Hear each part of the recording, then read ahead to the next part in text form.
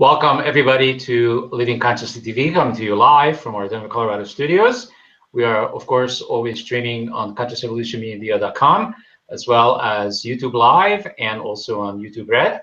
I'm your host and moderator, Coach Steve Toth, and our theme today is very poetic: how to create a sense of sacredness toward the web of life. And our returning guest to Living Consciously TV is no other than David Christopher, who's joining us from somewhere in Northern California. Welcome to the show. Thank you so much. Good to have you back. And then for the invitation back, yes. Great. And then we also have our regular cast of Living Consciously TV. And this evening will be Jamie Lerner, who is right next to Christopher. And she's joining us from that Windy City, Chicago. Welcome to the show. Thank you. It's wonderful to be here. And last but not least, we have Susie Verdi coming to us live from New York. And it is only Tuesday night from the Big Apple. Only Tuesday night, yeah. I'm just practicing what I'm going to do when I'm on Saturday Night Live. That's all. Oh, God. Good evening, good evening. Wonderful to be here tonight. Yeah. This is what you get to make my blood going. So. Oh, my God. So this is a fantastic theme, David. The theme, again, is how to create a sense of sacredness towards the web of life.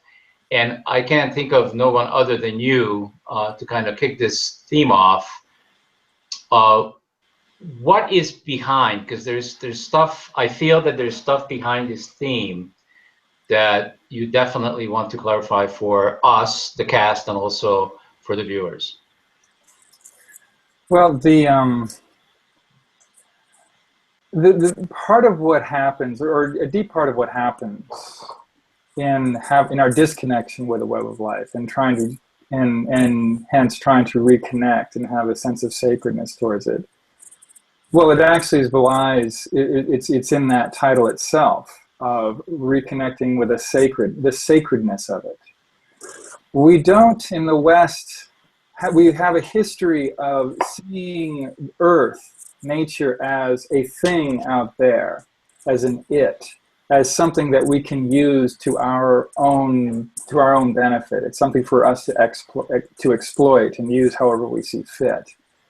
And the sense of the word sacred, in the sense that I use it, is worthy of respect and reverence. And when you don't have that, then you certainly have no qualms with blowing up a mountain to try and get its coal. You don't have a problem with damming a river without paying attention to the consequences, much less to what it does to what it does to the beauty of the landscape.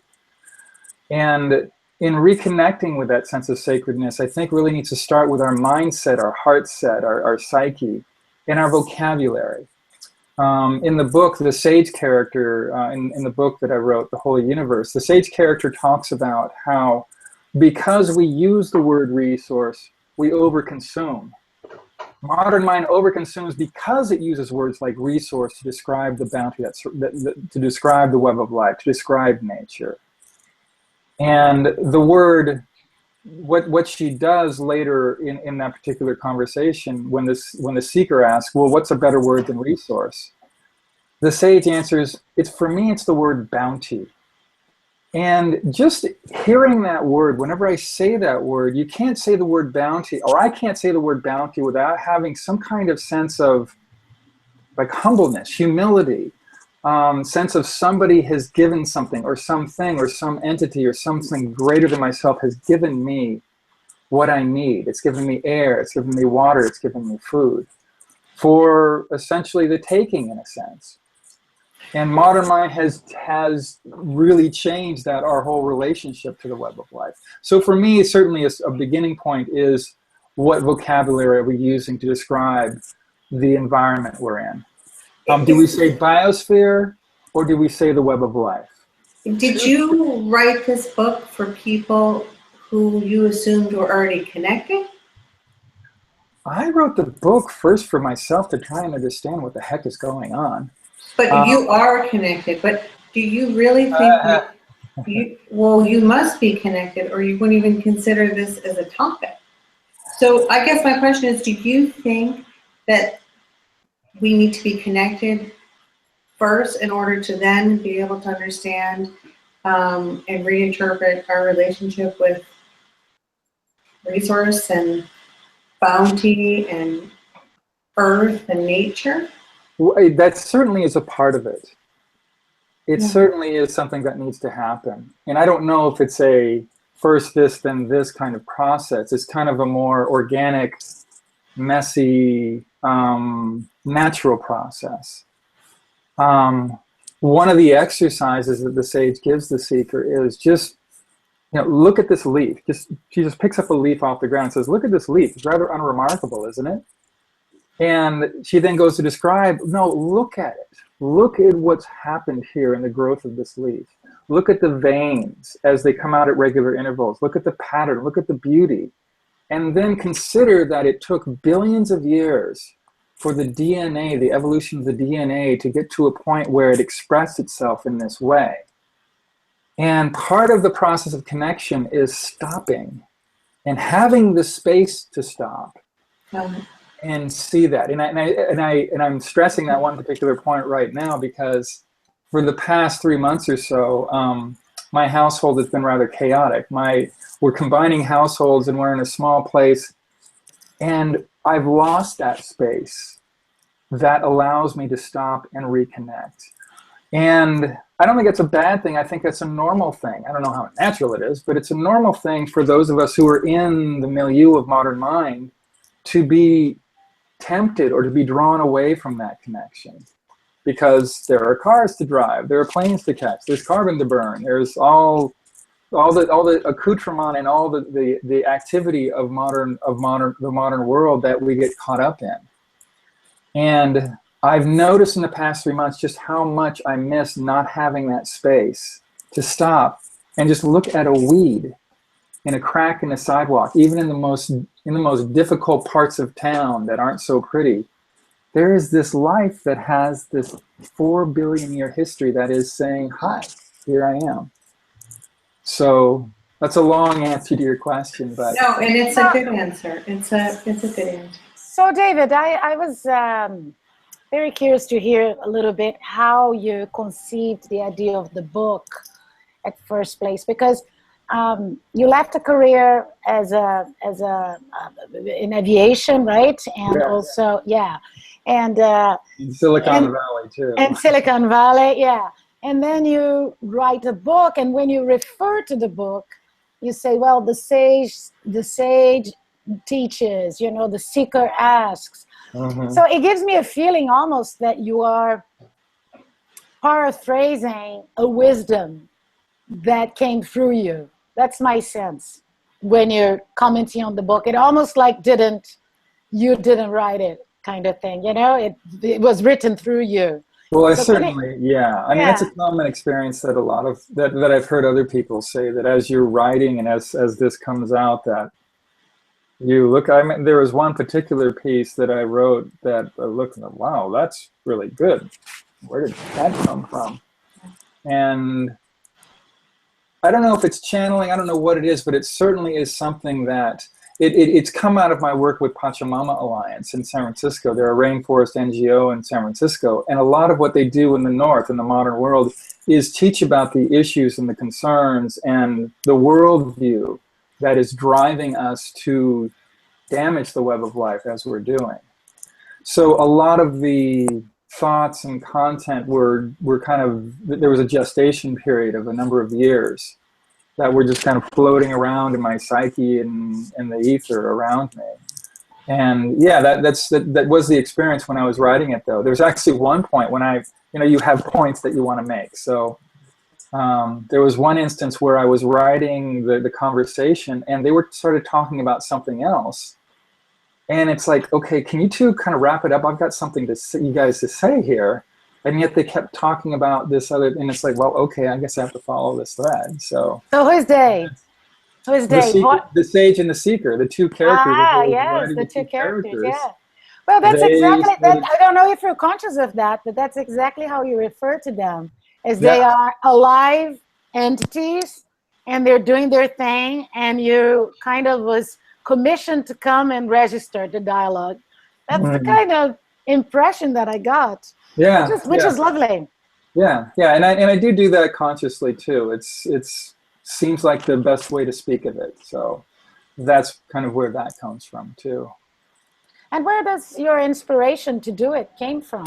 Why is it that you thought that it would not be possible to work in Silicon Valley and write?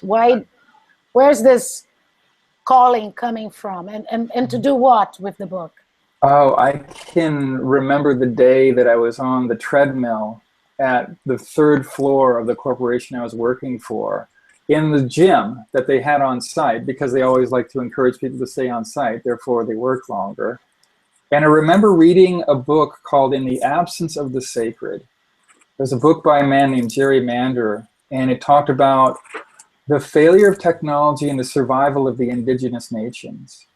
And when I was reading the book, I realized how much our modern world was so geared towards really destroying the web of life. And I realized that I am part of it. I am part of this. I'm helping this out. And I just couldn't do it anymore.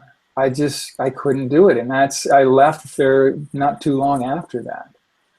So there's a part of me that just, and it's a struggle. I think it would be a struggle for all four of us. When you look at what's going on in the world, how do you be in the world with family, friends, and all the things that that are in our lives? How do we be in the world knowing that our participation is actually part of a destructive process? And that to me is a really big mystery. And maybe there is a grander thing going on, that perhaps this is the whole story that needs to unfold. That maybe you have to come to the edge of a precipice to realize this is where we're taking ourselves. Do we really want to go here? Well, but you see, okay, first of all, I got to make a correction of my own self. So I introduced you as David Christopher, and I think I called you Christopher. So your name is really David. and You so aren't the first one, it's quite all right. I apologize, but this is what you get when you use a last name as a first name. But it's really David. So David, here's what's coming to me from the description that you are giving us right now. Is that, and this is just from my own point of view, is that I no longer speak against something. And it feels to me that you're speaking against something, and that would be an opposite idea or notion for me to consider the whole. Whatever it is that you're experiencing is part of the whole. Yes. Yeah. And yet there are times, if I go and look at this horribly damaged creek near where I live, there's a part of my heart that aches. So, and that's part of it. You're right. I mean, yeah, it's part of the whole. We are part perfect. of the universe. It's perfect, just the way it is. It's like I wanted to earlier say something about this, and I don't normally talk about politics at all, but I just wanted to bring in the presidential campaign. It is absolutely horrible. It is absolutely embarrassing. It is absolutely the worst thing that I have ever experienced in my life. And I have to recognize that it is part of the whole, and it is perfect just the way it is. And then we have a choice, though, in which parts of it we want to participate and engage in. Yeah. And I think to be a witness to something that we see as destructive, and to kind of step outside of it and see it in the bigger picture, I think that it allows us then to make a choice about how we're going to participate personally, because every thought we have contributes to mass consciousness. So, the thought of the negative aspect of what you're seeing, which is the destruction, that's also you're participating in something bigger with that thought, as opposed to seeing it as an opportunity to shed light on, the positive aspects, which there always is. The contrast, gives us the clarity, which gives us a new desire, which hopefully is inspiration. and we can move forward from that. So every thought choice that we make is a contribution to mass consciousness. And I think that is as important as, you know, the observation that we're having. So yeah, for me, it's the challenge to when I was a kid. There was a creek that was channelized. There's a beautiful creek behind our school that one day bulldozers came and just tore the entire riparian out and just put boulders and cement down. And for me, the challenge is to see that and witness that and feel the hurt and not be consumed by it and not be taken into a dark place where you go and you stay there. And when, you know, I think as we open our hearts and we become more conscious, it's like, you know, like Steve was saying earlier, it's hard to, the challenge for me is to not be a witness to this presidential campaign and not get wrapped up in it and forget that, okay, this is how it's unfolding. How do I choose to participate with it? But when you do that, then you're able to stay connected to yourself, which then you're more able to contribute and participate in the greater good of everything and everyone, especially yourself. So in that sense, that seems like such an important choice for us to consciously present to ourselves. And there is that opportunity every time we look outside of ourselves to see the good or the not so good in anything. So I don't know, it's the whole idea of reframing to allow ourselves to stay in our now, and from that place make a contribution that's positive. You know, I love the idea that we can have choices in whatever level we are, but I'm not sure if I think that when we say about being perfect means that we're in the stage that we achieved the ultimate evolution with regarding to whatever you know, reality is about. In other ways, we're always constantly evolving towards new levels of understanding of what reality is all about. And I think right now in the planet, there's a level in which, yes, it's all perfect the way it is because forces are coming together, because we are all, you know, playing the part that we know best, because, you know, there's nothing to fight against but evolve together. And yet there are choices to be made. So when I heard David saying that he chose not to be in Silicon Valley, you know, it doesn't mean that he was making Silicon Valley wrong, but perhaps to the level of consciousness that he was at that level, at that moment, he chose to make another choice. You see, it is perfect. You are part of the whole. It's true. However, and you are making choices along the way. We all however, if you get out of Silicon Valley and then you put your attention back on Silicon Valley as to what that point of view is about it, you haven't really gotten out of Silicon Valley. So to get out of Silicon Valley or to get out of anywhere and to remain in that place of wherever you are is not to observe whatever it was that you left in a way of judgment. And that's where it gets tricky, you know? Oh, very tricky, yeah.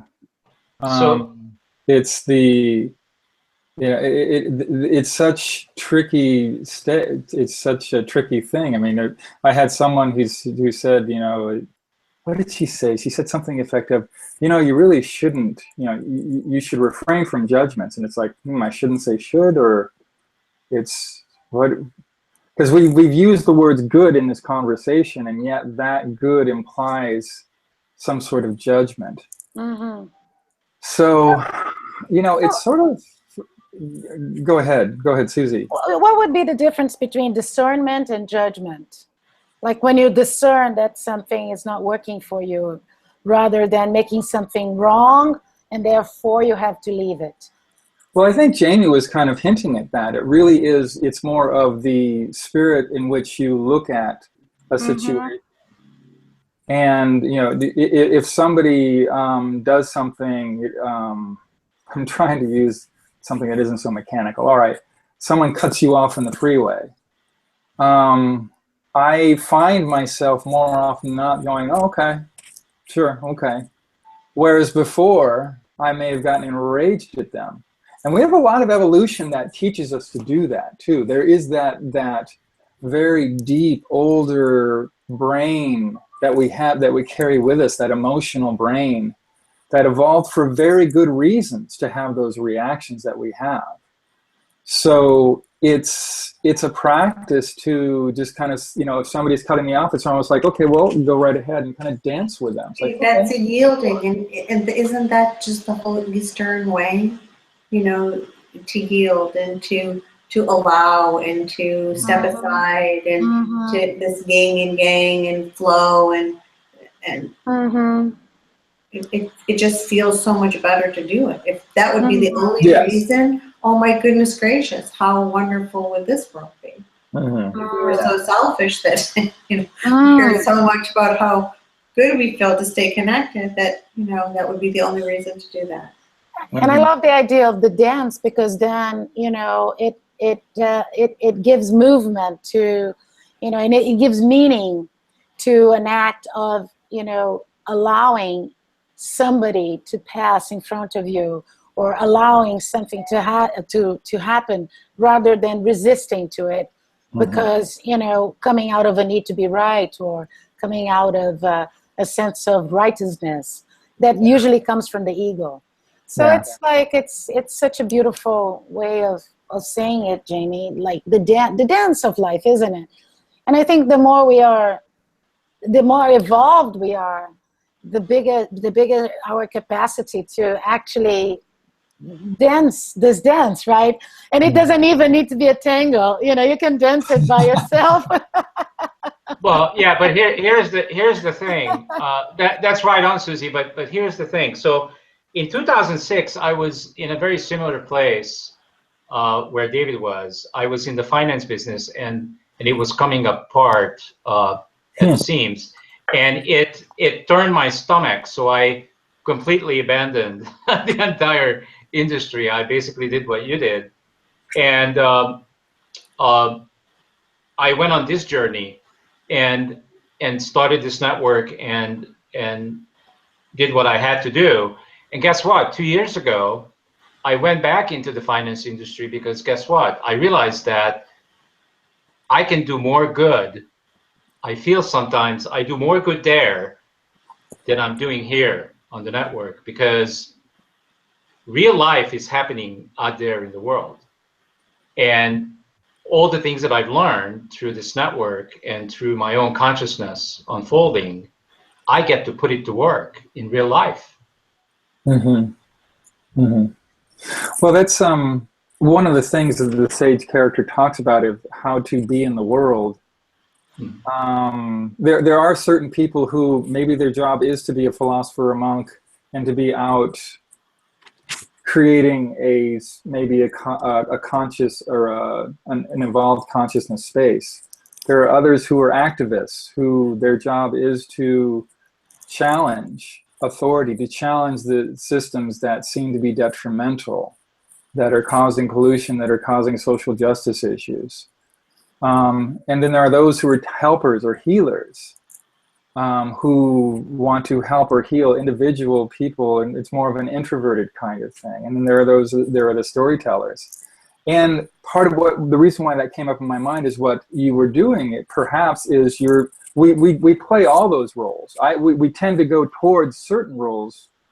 In my way of viewing, and as the sage speaks, is that we have a tendency to be in the world in a certain way that really resonates with who we are. But there's part of us who do all that. I imagine your being in that environment, it helps to change the story a little bit. There's some work that's happening there that isn't probably part of your job description, I'm guessing. Oh, absolutely. Absolutely. Yeah. And after a year and a half, they know it. They actually recognize it. It's amazing. Because in the beginning, I'd love to hear an example of how that happens. Like wow! I can give you an example from today. Today we had we had a sales meeting, and if I tell you, very first week when I started there a year and a half ago, I went into the owner's office and I basically offered some coaching, and he turned me down. And he basically said, we tried that before and it didn't work, and I'm just not open to it. I said, okay, great, fantastic. So that's when I made the decision the first week, is that I'm still going to do the coaching, but I'm going to do it inadvertently. I'm going to be being the Steve, the positive person that is not going to get rattled by the drama. And I'm back in the finance industry, and I know you're familiar with the finance industry. The number of dramas that occur during the day is uncountable. It's constant, and I don't let it get to me. I will not allow it to get to me. I just stay calm and I do my thing, and I created this very positive environment where people can believe. I created a fun environment where people are laughing. This is a very stressful environment, and people, just imagine, it's almost like our environment is almost like Wall Street on the floor. Very similar. We're constantly getting phone calls, bombarded by tons of calls. People are on the phone. People are talking to clients. There's stuff going on, coming at you from hundreds of directions. Operations wants this, operations wants that. There's just stuff happening all over. It's almost like being on the stock floor. And I created this environment where it didn't exist there before, that people are laughing, people are having a good time, we're throwing balls at each other. I won a ping pong table because I took management up on a bet, and I won the bet, and I knew I would. And they had to buy a $2,000 ping pong table, and we put it in one of the offices, and now we play ping pong. This is an industry that playing at work is like completely not congruent. And so I made it. It's about walking your talk. It's about how can we show up and actually be who we are in any environment, and vibrationally make a contribution that turns everything upside down. How wonderful is that? And 3 months ago, the company actually went out and hired a coaching firm, and now they're offering coaching to the employees. And the example I was going to give you from today, we had a sales meeting, and the same partner that told me no a year and a half ago to coaching, he hired a coach for himself. And he was giving an example of his coach working with him today about paying attention to negative conversation and how the negative conversation can be replaced with positive conversation.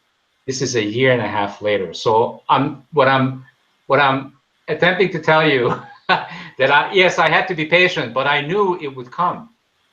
It would come, and the results are there. Well, all over the place. I would say that the purpose of consciousness is to be experienced. Consciousness that is theoretical is just da-di-da-di-da. And, and that's the unreal world, is when we are talking about it. It's like almost feel like in the 70s, 80s, people would go to India and find their gurus and try to escape. I really believe that now's the time in which we have to apply. And because the world needs it. Absolutely. It's like the world needs it. Like from nature to your office, right? Everybody is potentially going to collapse. And what do you do, as a conscious person? We're not going to preach. We're not going to teach. We're just going to be the beings that we say we are. Well, words never teach. It's through our living, breathing example. I think that is the teaching. Yeah.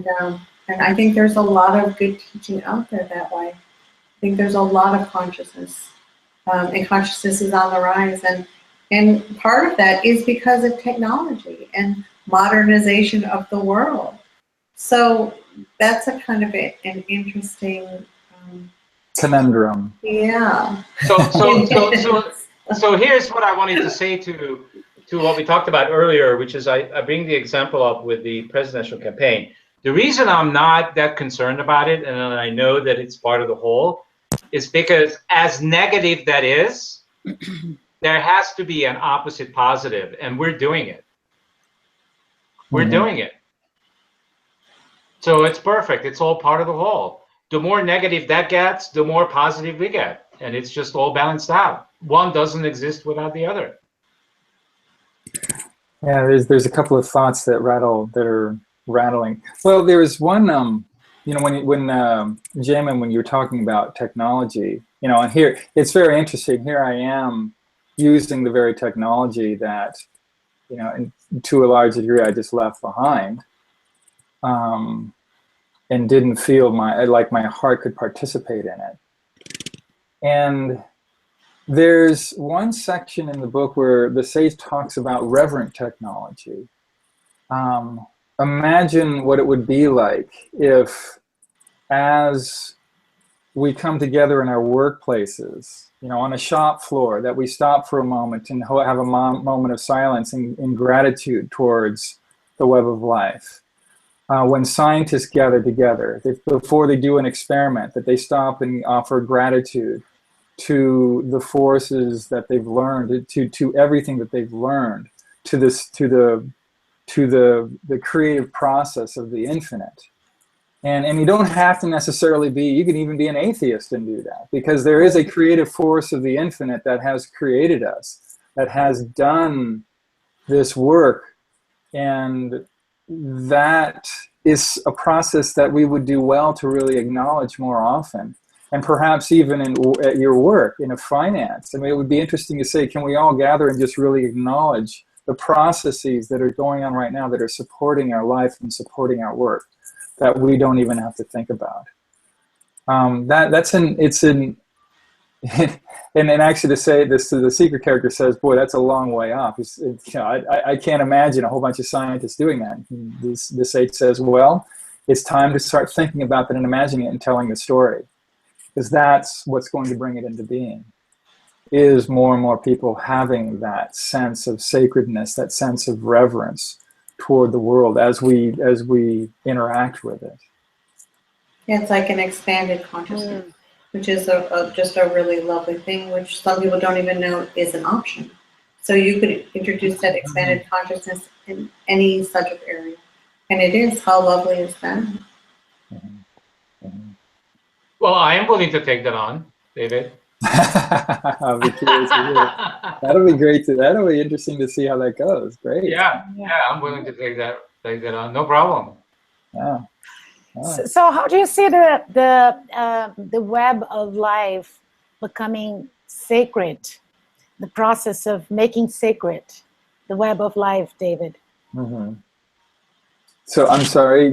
Yes, I was wondering how would you describe, it's one of the things that you talk about, the web of life, as a way of making the path, the sacred path of the web of life, or making the web of life sacred. How do you see that happening? You know, it may be that we have to, as humanity, we may have to start to lose it even more so. I mean, you may have heard of the sixth mass extinction that's happening as we speak. We're losing. It is as if an asteroid has hit Earth, and we are losing species at a rate that is more so than what happened 65 million years ago. And it may be that, and it is basically human caused. E.O. Wilson outlines, you know, the habitat destruction, that the several things that are happening that is causing this mass extinction. And we're on the list. We're not excluded from that. And just as a child, as they pluck the strings of a spider web, we don't know which link that gets plucked that will cause the whole web to collapse and blow away. And it may be, and it's interesting because I was having a conversation with someone about this idea of initiation. We've lost initiation in the modern world. There are no initiatory experiences for pretty much the majority of the people in our culture, as we grow, as we become adolescents, as we go to college, or as we enter adulthood, whether that includes college or not, or as we become older and become elders, there are no initiatory processes. And an interesting thing about this, we were thinking, well, maybe this is an initiation, because in an honest-to-God initiation, if you use it in the term like someone from a culture of ancient mind or an indigenous culture, you might die. There is this, this is like, we're playing for keeps here. There's a picture that I was shown once of probably about 20 African boys, all in a circle, lying down in a circle with their feet together. So all their feet are like this. And Dwayne Elgin, who was one of the mentors for me as I was creating this book, pointed at that picture and said, yeah, they're engaging in part of an initiation. And by the way, 3 of the boys in that picture are dead. And that's... I know this picture. It's pretty yeah, and it's rather sobering. And we actually, humanity has created a situation where certainly the civilization, if not the species itself, is endangered, the human civilization. And it may be that we have to face this and become, as we awaken more collectively, that we need to have this sense of, it may take that sense of, this is for keeps. And if we don't awaken, here are the consequences. What choice do we want to make? Mm-hmm. It'll be very, it's interesting to participate in that. And it's also interesting for me to participate in this as, this morning I was picking out tile for the floor.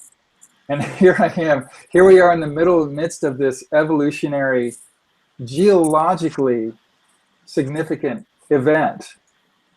It hasn't happened, the sixth mass extinction. And something like this hasn't happened for 65 million years. We're not talking like, since the time of the Romans, the collapse of the Romans. It's like, that is a flashpoint in history, in big history. And here I am picking tile and colors. And so, does that seem, how do you merge those two? Because I really am interested in knowing how much of what you think about on a daily basis serves you in your now, supports you in your here and now life experience. Well, I imagine it's similar to a person who has just received a stage 4 cancer diagnosis. I mean, that's essentially, in fact, there's a section in the book that metaphorically that's where the book goes. The seeker character gets this diagnosis. And the metaphor is that this is what humanity is going through. We're now ignoring, we are collectively ignoring the pain that the web of life is feeling and is sending to us. We're ignoring the pain of our disconnection. But how does the acknowledgement of it serve you now in your now in order for you to experience the connection and the joy and the love and community and participation? What it tells me, it immediately puts into focus what's important. Which is family, friends, connection. Like what's really, is it really important, all the accoutrement and all the material stuff? How important is that compared to the spiritual connection that I have with others? But is it one without the other? One without the other?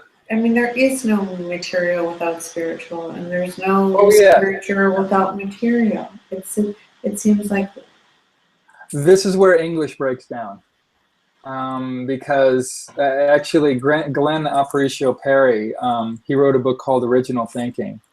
And we of the West think of original in different ways than those of us who were raised in indigenous mind or ancient mind. They're two different words, and without going into that, we're a very noun-oriented and subject-object oriented. And this is, I mean, you point out exactly, there is no difference between spiritual and material, and yet we both say these words.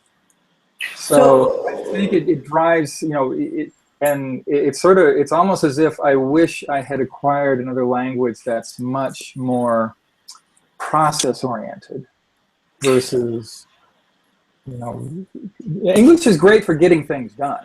Well, let me just ask you another question.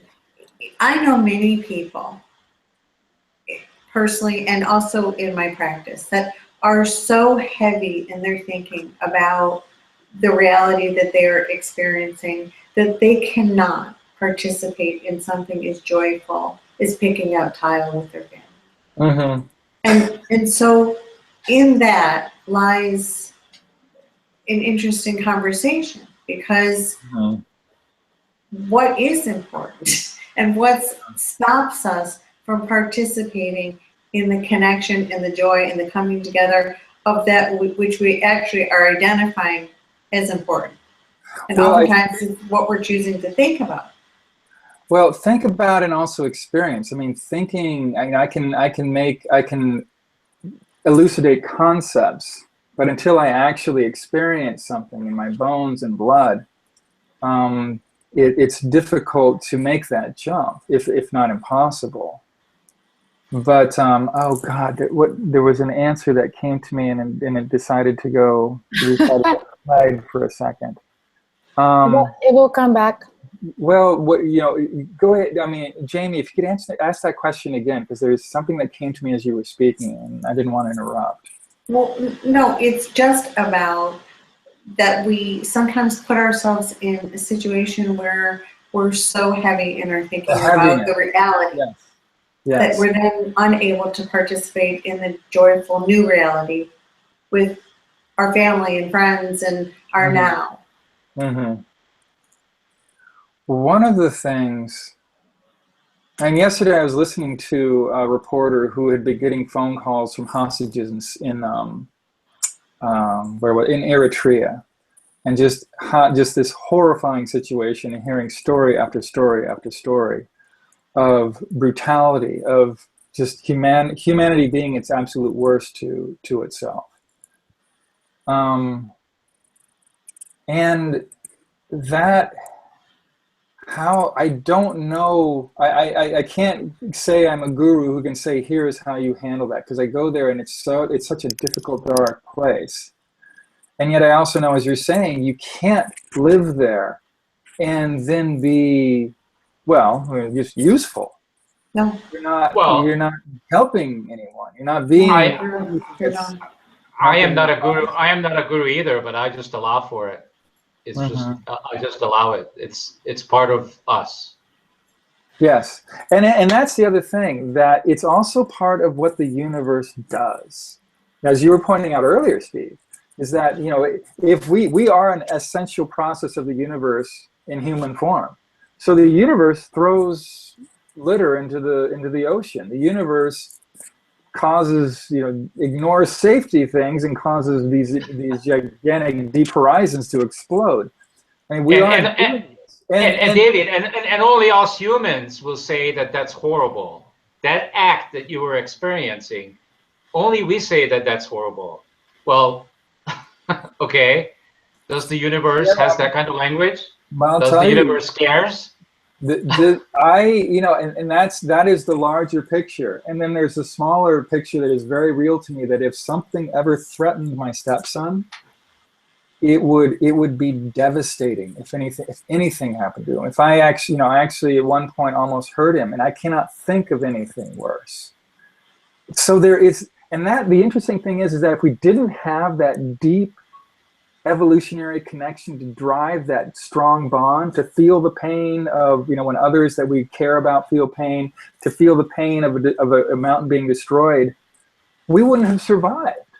It's this dichotomy that I haven't quite figured out yet, that without this evolutionary drive to continue to evolve, to learn, to just be and to be connected, it's almost as in a sense, it can become at odds with any kind of spiritual connection with this larger creative process that is holding all the beauty and all the violence. Yeah, that is happening. If you go to a rainforest and you listen, you hear a lot of beautiful things, and in the background there is an enormous amount of eating going on. And I can tell you right now, a lot of drama, a lot of drama. And there's beings that are being eaten are probably saying, "Ow, Yeah. I don't know that I like this," and yet that in of itself It is also hurts. part of the process. Yeah, that hurts, and that's part of the process. Yeah. And you can't fix it. And you can't fix it. Well, it's not to, you can't, There's nothing to fix. There's nothing to fix. Yeah. That's what it does. So, Well, you know, I think like, you know, we could say from the bigger picture, we could say the world is going through a tremendous consciousness shift and awakening, and we need that. On the other hand, or do we? You know, right, or do we? Yeah, but I was going to say, on the other hand, you know, we feel sorry for people in Syria. We feel sorry for people who are starving. We feel sorry for a lot of situations that human beings are going through, you know, as, say, victims of a natural disaster. So there are levels in which I could say, well, you know, nature is doing its thing. You know, Pachamama it needs to move. You know, the oceans needs to move. Things need to happen. But you know, you don't want to be with your family when a tsunami hits. So, you know, it's like you wouldn't think it's so perfect if you were on that beach at that day. Well, you might be happy you were with your family, though, and you were all together. There you go. Maybe you're not with your family. But whatever is the scenario, what I'm trying to say is, you know, we can see it from the bigger picture, and as we, you know, see more from the personal perspective, sometimes we, you know, the stories they bring the drama, because as human beings we experience, you know, love. We like the love you experience for your stepson, for instance. It's real. It's very human. And well, yeah, and Jamie kind of alluded to that earlier, that it is the for me anyway, it is the challenge of really integrating that larger picture. Yeah, exactly. With the choosing of tiles, and also with, you know, my brother getting a diagnosis, or a friend of mine losing a parent, or, you know, I just, you know, my kitty cat died, you know, 6 months ago. I had no idea what I was in for. I had no idea. You know, and it's actually the first, I'm blessed, I guess, that it's the first significant loss in a long time to make me remind me just, that's how it feels.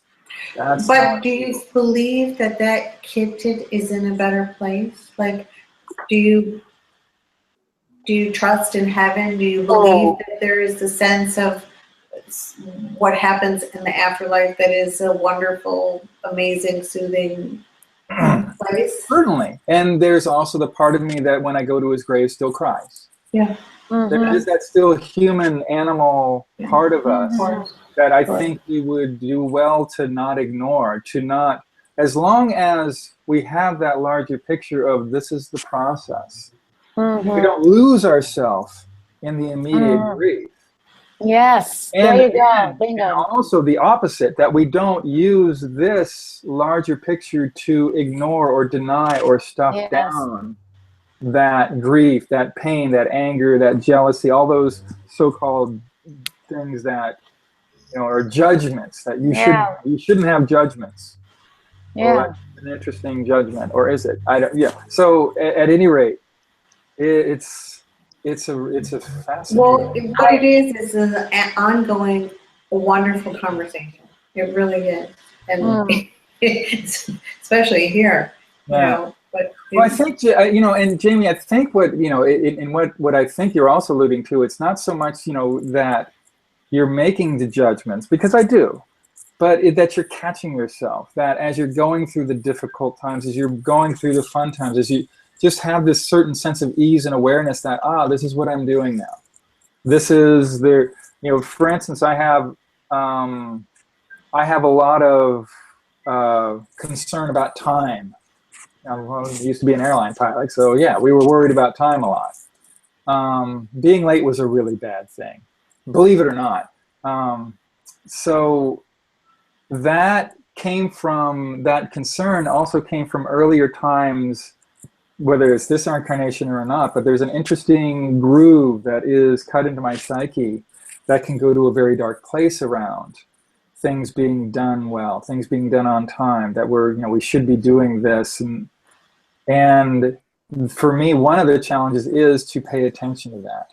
And it runs deep. It's a fascinating thing. I'm blessed to have people around me who understand and are, we're in conversation about that. That my partner and I, we can laugh at, our crazinesses. And that's it, to be able to laugh and then address yourself with loving curiosity. I mean, I'm laughing all day long. The day I stop laughing at myself, I'm dead. But I catch myself all day long. And I think that that's a wonderful opportunity to just acknowledge and move along, Well, and maybe that's, I'm reflecting on what you were saying about the people who come to you with the heaviness is losing that ability to laugh at oneself, and when I have to remind myself that I don't have the big picture total. I haven't lived every life. I haven't been everywhere. I haven't learned every language. We don't even know on a material level, we don't even know what 97% of the universe is made up of. And yet I still come up with these definitive judgments that, of course, Trump is bad and Clinton is bad too, but not as bad. Well, maybe sometimes as bad. And it's like, how do you know this? And I find that the less that I ideologically latch on to things and think, well, maybe that it's a lot easier. It's not as anxiety provoking. It's like being Switzerland. I try to be Switzerland, neutral in every sense, because it feels better. And you can look at every aspect of everything, and you understand the more you know, the more you know nothing. Yeah. It's and then you're off the hook completely, Yeah. So David, I'm gonna go out on the limb and say this, okay? And I'll take responsibility for it. So what if you're creating it all? What if I'm creating it all? Mm-hmm. Well, I'm certainly creating it all up here. Everything that you were talking about, you're the creator. Just what if? Uh-oh.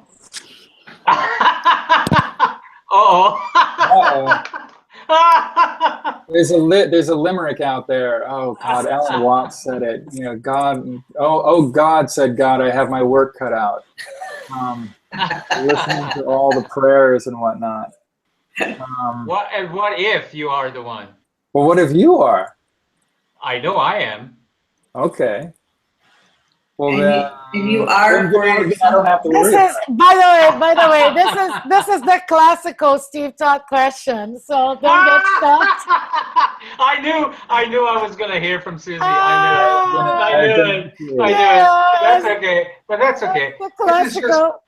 This is just a crazy idea, but just what if? Yeah. Well, Richard Bach spoke of that in his books too. It's so funny. I believe I agree with the concept, Steve, and yet I think it has layers of manifestation. Like where we're talking about the macro, from the macro absolute to the human experience. I think there's ways in which you are totally creating your reality. There are ways in which we are co-creating our realities. There are ways in which there's. In other words, if you think about the planet, there are billions of people co-creating, at the same time. If you think of a country, we're co-creating now the election and the expectations, and based on values, based on vision, based on what it is that, the collective thought is all about. And on an individual level, you could say, yes, you're creating situations in which that based on your values, based on your beliefs, based on your visions. But then, I think there's a level in which, like Pachamama, for instance, I wouldn't say, David is creating it by himself, because this is a shared reality. I'm also living this reality. Well, so therefore, we are co-creating it. One thing that strikes me as you're speaking, Susie, too, is that it's not just the humans that are co-creating it. That it's also the forests. It's exactly. the deserts, the prairies, the beings, the fairies, the devas. But Susie, wait, but doesn't it then all go back to the one, that we all one?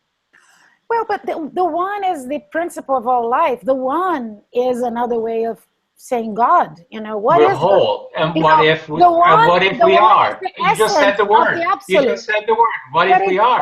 But it doesn't mean that we live in that space all the time. As a matter of fact, I believe we're going back to that space. That's our ultimate destination. But in the third dimension, there's a lot of things that we are throughout the day that is not just oneness. And it's okay. There is a lot of duality throughout our existence. And it's part of learning about oneness. How can we know about light without knowing about darkness? And you might say, well, there's only light. And okay, right. But if you've never seen darkness, then how can you tell the difference? Absolutely. So, absolutely. Right? So I absolutely agree with that. Sure. It's more, though, about the interpretation, because there is dark, there's light, but what is your interpretation of both of those things? And every person individually comes to interpret the reality differently. And it's a very personal reality. And I believe that a lot of that interpretation comes from the direct reflection of the relationship that we're having with ourselves. Absolutely. And that's what the Course in Miracles says. And I think that's what Steve said as well. That, because you're creating from that space. Right, Jenny? You're interpreting, coming from your thoughts, from your values, and therefore you create something. You move in life. If you love yourself tremendously and deeply, you tend only to see love in and for other people. And you cannot see anything but the best and the brightest of another or any given situation. Which is, is that realistic? Well, yes, it is realistic. It's the lens. It's the vision instead of the sight. It's the perspective. It's a vibrational reality too. And when you talk about living and communicating in a different way other than just using words, I think there's a vibrational high life that we can enter into and participate in with other people. That doesn't include any words whatsoever. And participate also with any other being. Exactly. Yeah. And that's something I personally look forward to learning more about, because I have, being raised in a more built environment, I have this tendency to look at only my interactions with other people and not really, well, what's the interaction with the tree behind me? It's giving me oxygen. It may be, may have some things to teach me. I'm reading a fascinating book. It's called The Hidden Life of Trees, and it's on the bestsellers list, and it's about how trees feel, about how they communicate with each other, about how it's really fascinating, and I'm really enjoying it.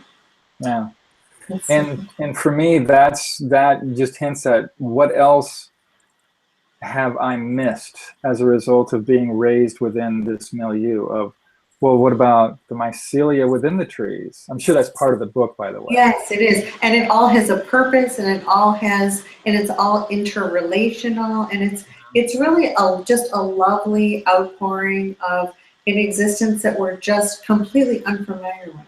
But it's presented in such a way that you have such deep appreciation instead of concern.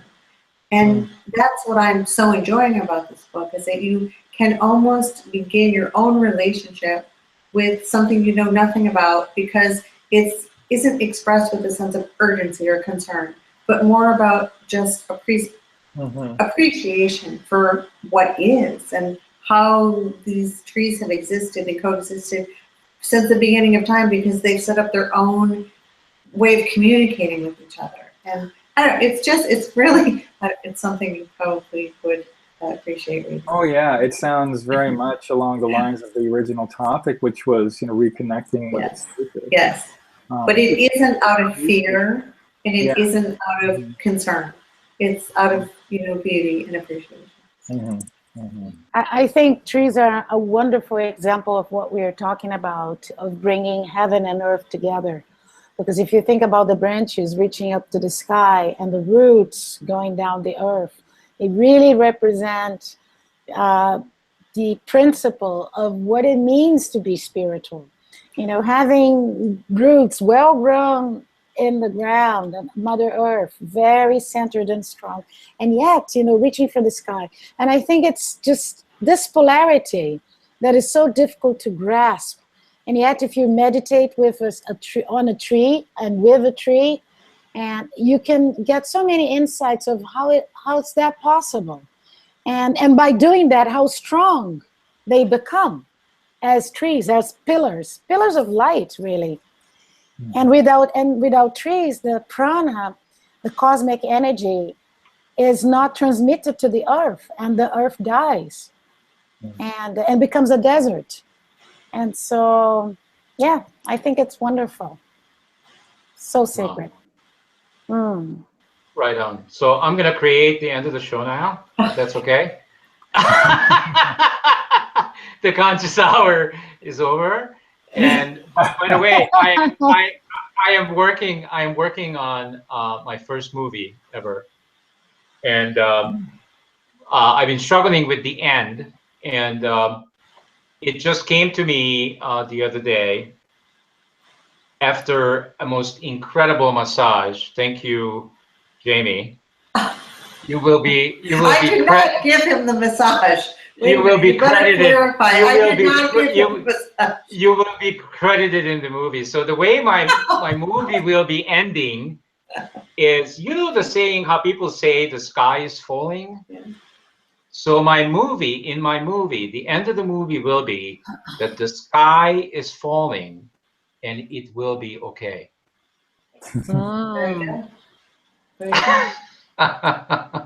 So are you not curious about the rest of the movie? Okay, well. On the next episode. Stay hooked.